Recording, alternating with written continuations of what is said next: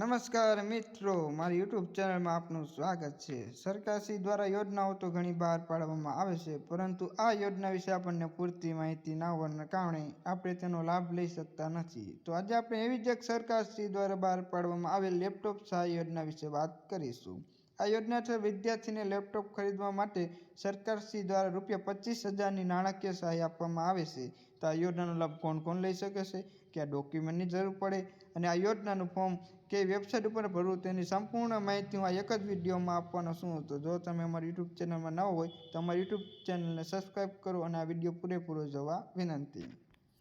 તો હવે આપણે આ યોજનાની થોડીક માહિતી મેળવીએ। આ યોજનાનું નામ લેપટોપ સહાય યોજના છે।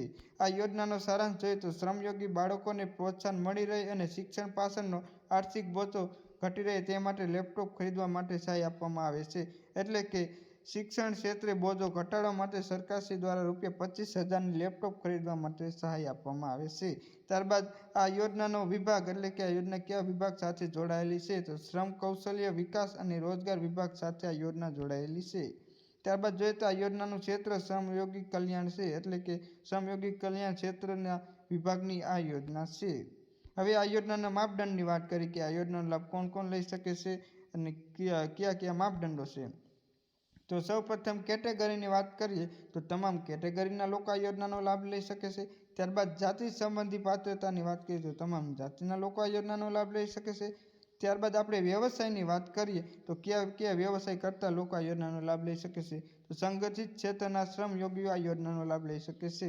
ત્યારબાદ આપણે શિક્ષણની સામાજિક ધોરણની વાત કરીએ તો કોઈ પણ સામાજિક ધોરણ ધરાવતા હોય તેઓ આ યોજનાનો લાભ લઈ શકે છે। ત્યારબાદ હવે આ યોજના કોને લાગુ પડશે, તો આ યોજના ઉચ્ચ શિક્ષણ અને સંગઠિત ક્ષેત્રના શ્રમયોગીઓને લાગુ પડશે। એટલે જે પણ વિદ્યાર્થીએ ઉચ્ચ શિક્ષણ પૂરું કર્યું હોય એટલે કે 12 પાસ પૂરું કર્યું હોય અને સંગઠિત ક્ષેત્રે શ્રમયોગી હોય તેઓ આ યોજના અંતર્ગત લાભ લઈ શકે છે અને લેપટોપ ખરીદવા માટે ₹25,000ની આર્થિક સહાય મેળવી શકે છે। ત્યારબાદ આ યોજનાનો વ્યાપ જોઈએ તો ગુજરાતભરમાં એટલે ગુજરાતભરમાં રહેતા તમામ શ્રમયોગીઓ 12 પાસ આ યોજનાનો લાભ લઈ શકે છે। ત્યારબાદ હવે આ યોજના અંતર્ગત લાભ લેવા માટે આપણે કયા ડોક્યુમેન્ટની જરૂર પડે, તો સૌપ્રથમ જોઈએ તો તમારી 12માની માર્કશીટ જરૂર પડે। ત્યારબાદ તમારું ઓળખ પ્રમાણપત્ર જરૂર પડે। ત્યારબાદ શાળાના આચાર્યનું પ્રોફેશનલ કોર્સનું પ્રમાણપત્ર।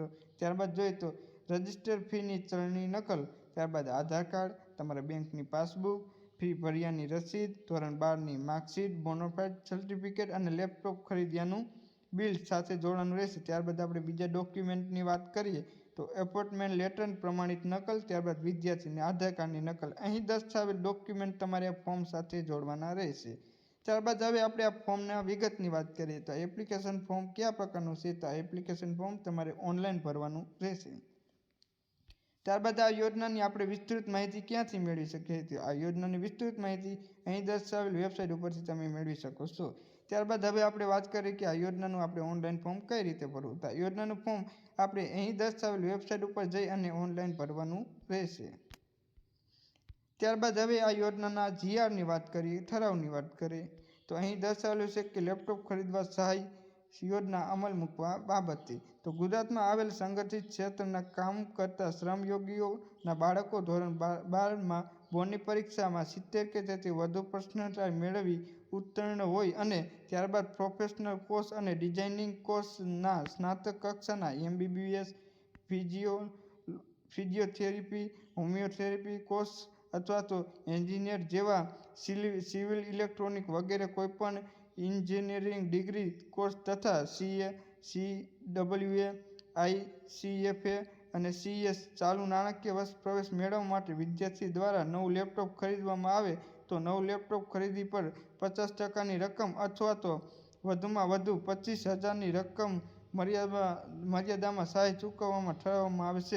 એટલે કે અહીં દર્શાવેલ કોર્સમાં તમને 50% રકમ અથવા તો વધુમાં વધુ 25,000ની સહાય ચૂકવવામાં આવશે। તો અહીં આ ઠરાવ છે, જે ઠરાવ પ્રમાણે તમને સહાય ચૂકવવામાં આવશે।